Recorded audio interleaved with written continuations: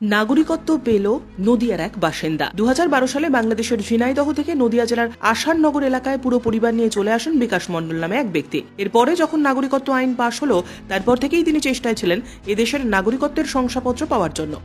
এরপর তিনি অনলাইনে আবেদন করে গত 27 তারিখ মে মাসের 27 তারিখে ভেরিফিকেশনের জন্য তাকে ডাকা হয় কৃষ্ণনগর পোস্টাল সুপারিনটেন্ডেন্ট অফিসে।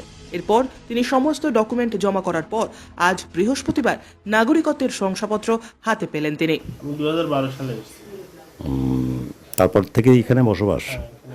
এই জায়গাটার নাম কি? এটা আসাননগর, আচ্ছা, পাড়াডাঙ্গাপাড়া। মানে আপনি পরিবার নিয়ে পুরো চলে এসেছেন? হ্যাঁ, পরিবার নিয়ে পুরো চলে এসেছি। কজন আছে আপনার পরিবারে? বাবা মা, আমি, আমার একটা ছোট ছেলে আছে, ওয়াইফ, টোটাল 5 জন। আর মানে একেবারে চলে এসেছেন ওপর থেকে। তা আপনার মানে কবে মনে হয়েছে যে এরকম নাগরিকত্বের জন্য আবেদন করতে হবে?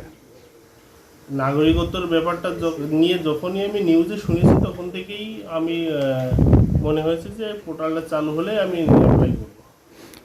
কবে অ্যাপ্লিকেশন করেছিলেন? এপ্রিলের 27 তারিখে। আপনাকে ডেকেছিল কবে? মে মাসের 27 তারিখে।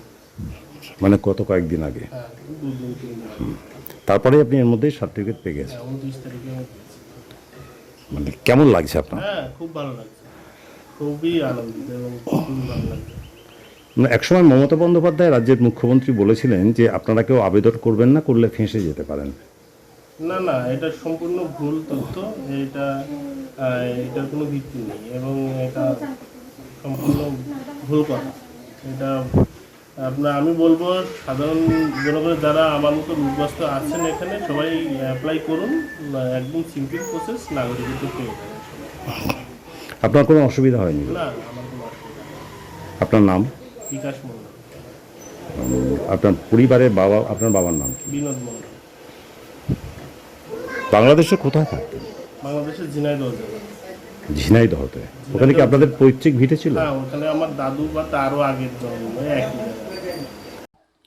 কারণ বাংলাদেশে বসবাস করা যায় না, আমরা মেয়ে ছেলে মন খুলে ঘুরতে পারি না, কোথাও যেতে পারি না।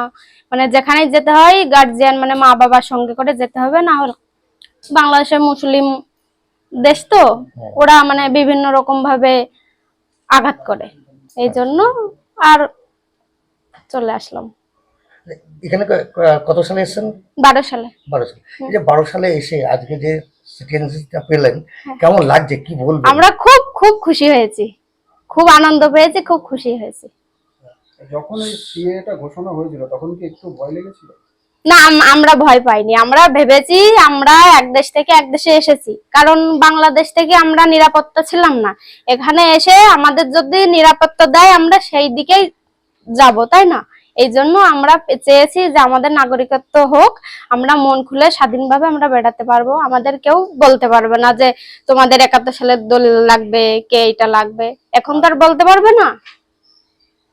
এই সেন্ট্রাল সরকারকে কি বলবেন? খুবই খুবই ধন্যবাদ, অসংখ্য ধন্যবাদ তাকে আমরা জানাই। ব্যুরো রিপোর্ট, উত্তরের প্রহরী।